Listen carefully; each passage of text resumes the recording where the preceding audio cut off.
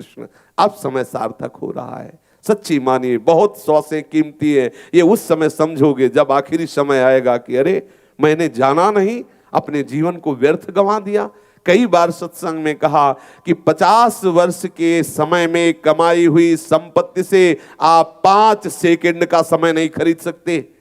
संपूर्ण सृष्टि के वैभव को देकर भी आप 2 श्वास एक्स्ट्रा नहीं खरीद सकते। ऐसे समय को आप कहां लगा रहे हो? जो भी कर्तव्य कर्म करो, शास्त्र की आज्ञा के अनुसार करो और भगवत स्मरण परायण होकर करो और भगवत प्रीत्यर्थ करो। 3 बातें ध्यान रखो, वो हर कर्म भजन हो जाएगा। जो भी कर्म करो, तस्मात् शास्त्रम प्रमाणम ते कार्याकार्यो व्यवस्थितौ, शास्त्र की आज्ञा के अनुसार करो, श्री कृष्ण को प्रसन्न करने के लिए करो और प्रभु का स्मरण करते हुए करो। हर कर्म तुम्हें भगवत प्राप्ति करा देगा। हर कर्म केवल वो शास्त्र के अनुसार, धर्म के अनुसार हो, भगवत प्रीत्यर्थ हो और भगवत स्मरण से युक्त हो गई साधना, हो गई भगवत प्राप्ति की अद्भुत निष्ठा। आप करके देख लीजिए।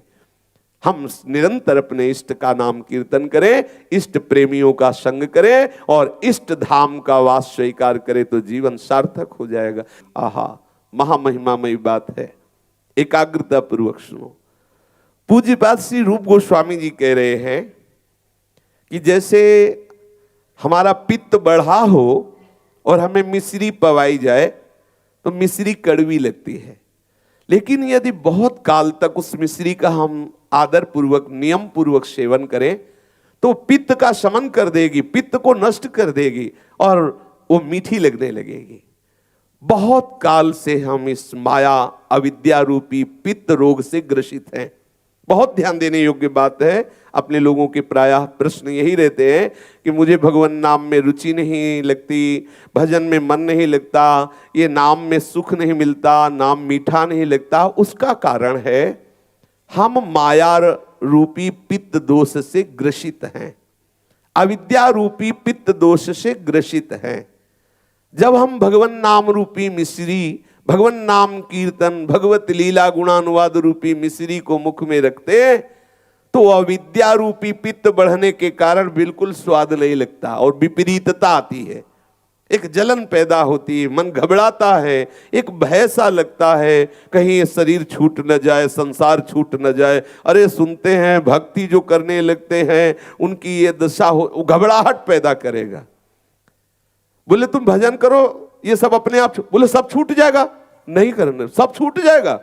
ऐसे भी प्रश्न आते हैं। बोले जैसे कि हम वो प्याज लहसुन खाते ना, भजन करो सब छूट जाएगा, नहीं सब छूट जाएगा। बोले हाँ सब छूट, बोले नहीं फिर हमें नहीं जुड़ना, क्योंकि सब छोड़ना नहीं है।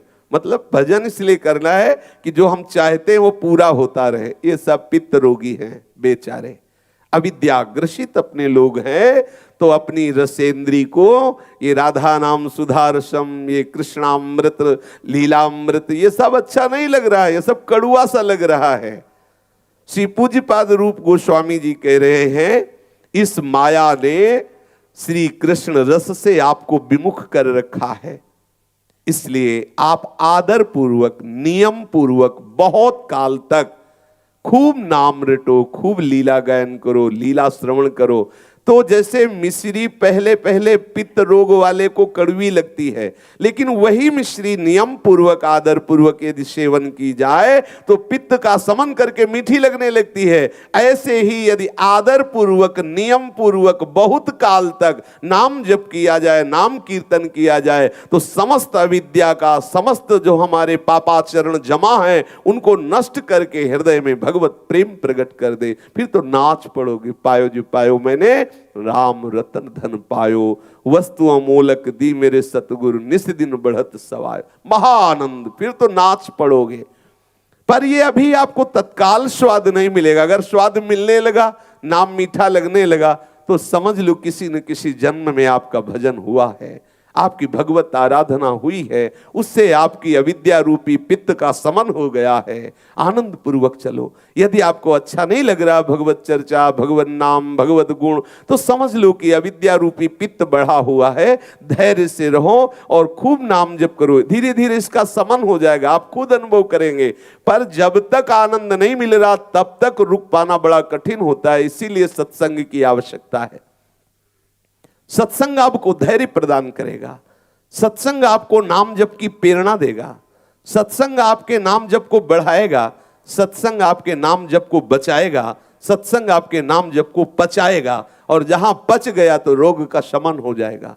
और आप देखेंगे इन्हीं नैनन सब सुख देखे, अपनो जन्म सुफल कर लेखे। इन्हीं नेत्रों में प्रेम नेत्र प्रकाशित हो जाएंगे, आप इन्हीं नेत्रों से देखेंगे इसी दिव्य वृंदावन का वो विलास जहां प्रिया प्रीतम अनंत सहचरियों के मध्य में अद्भुत अद्भुत रसमयी लीलाएं कर रहे हैं। इसलिए धैर्य पूर्वक ये विश्वास रख के कि हमारे ऊपर औषधि काम कर रही है, तन्नाम रूप चरितादि सुकीर्तनानु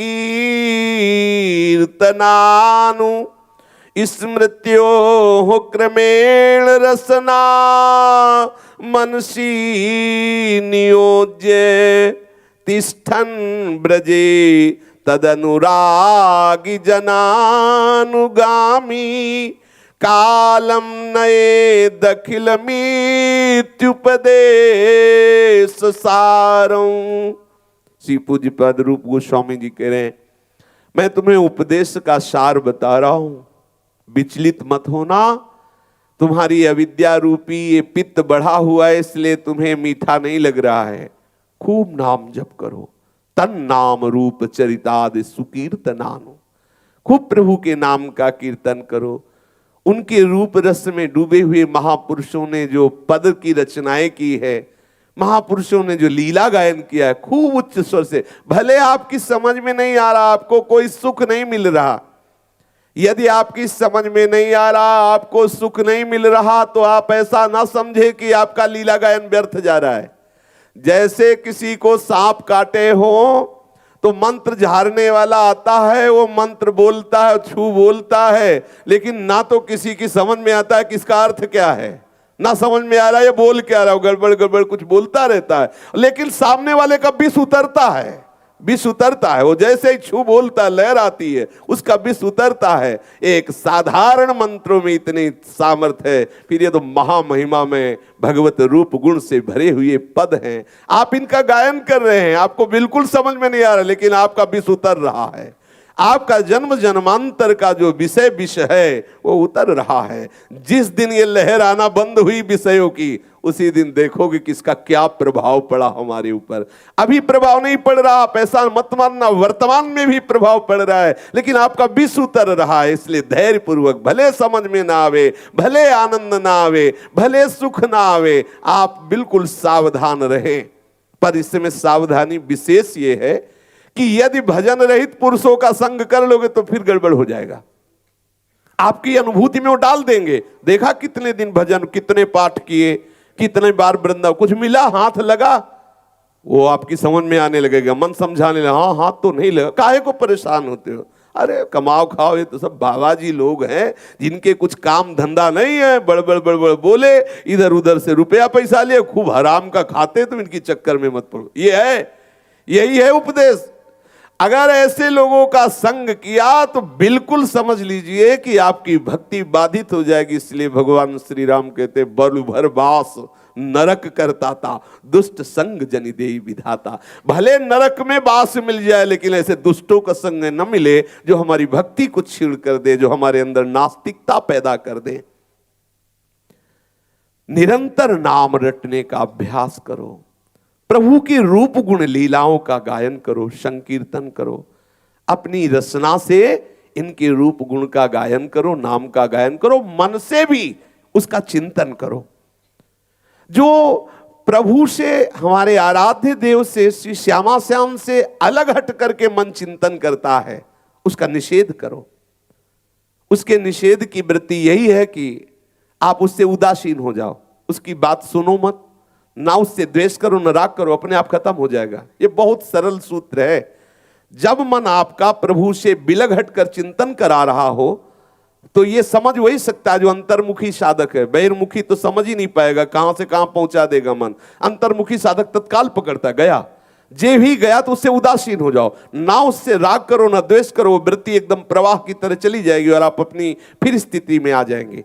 पर इसके अंदर एक धैर्य शक्ति के द्वारा जो मंथन क्रिया होती है उसको सह सकता है, नहीं तो नहीं सह पाएगा। किसी भी विषय में जब मन जाता है तो मन मंथन करता है, हमारे हृदय में वो हलचल पैदा कर देता है। अगर धैर्यवान हो तो फिर आप सह जाएंगे, और सह गए तो फिर वो नष्ट हो जाएगा। जो मंथन किया जिस वृत्ति से, वो वृत्ति धीरे धीरे नष्ट हो जाएगी। इसलिए मात्रा स्पर्शास्तु कौन्तेय शीतोष्ण सुख दुखदा आगमा पाइनो अनित्यास्तास्तितिक्षस्व भारत। इनको सह जाओ। ये अनुकूलता प्रतिकूलता, ये शीत उष्णता, ये जितने भी द्वंद्व है, इनको सहने से ये विजय को प्राप्त हो जाता है। उपासक वो परम अमृत तत्व का बोध प्राप्त कर लेता है। इसीलिए पूज्यपाद श्री रूप गोस्वामी जी आदेश कर रहे हैं कि जहां जहां विषयों में आपका मन जाए उससे उदासीन हो जाओ, या वहां से हटा करके अपने आराध्य देव के नाम रूप लीला गुण में लगाओ। जहां गया फिर हटाओ उसको, या जहां जहां जाए वहीं भगवत भावना करो, मेरे प्रभु इस रूप में विराजमान है, तुरंत उसका विकार खत्म हो जाएगा। या तो जहां जहां जाए उससे उदासीन हो जाओ, या जहां जहां जाए वहां भगवत भावना करो, या जहां जहां जाए वहां से हटाकर अपने आराध्य देव में लगाओ। और इसकी सामर्थ्य कैसे प्राप्त होगी? तो बोले तदनुराग जनानुगामी।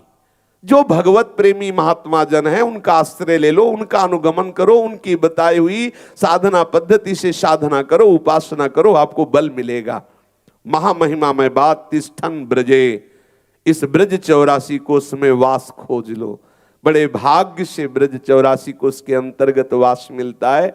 अहो भाग्य जो इस रज में, अगर वास नहीं मिलता तो चिंता न करे, रज का सेवन करे और भगवत प्रेमी महात्माओं का संग करे, खूब नाम रूप लीला का चिंतन करे, गान करे, श्रवण करें। इससे आपके हृदय में प्रेम लक्षणा भक्ति की प्रतिष्ठा हो जाएगी। अब बहुत सावधानी की बात यहां वर्णन कर रहे हैं श्री रूप गोस्वामी जी।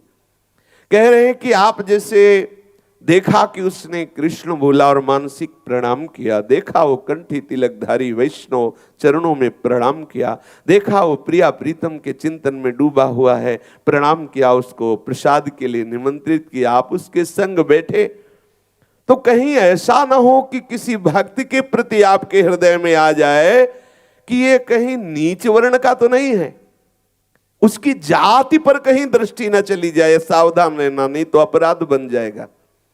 किसी भक्त के प्रति कभी जाति बुद्धि नहीं होनी चाहिए, ये बिल्कुल दृढ़ता से समझ लीजिए। यहां चूक हो जाती है। आप उच्च कुल के प्रगट हैं और वो भक्त कहीं ऐसा प्रकट हुआ और आपको पता है कि ऐसा, और आपके हृदय में है, बाहर से तो नहीं बोल रहे, लेकिन हृदय में यदि है तो फिर ठीक नहीं रहेगा।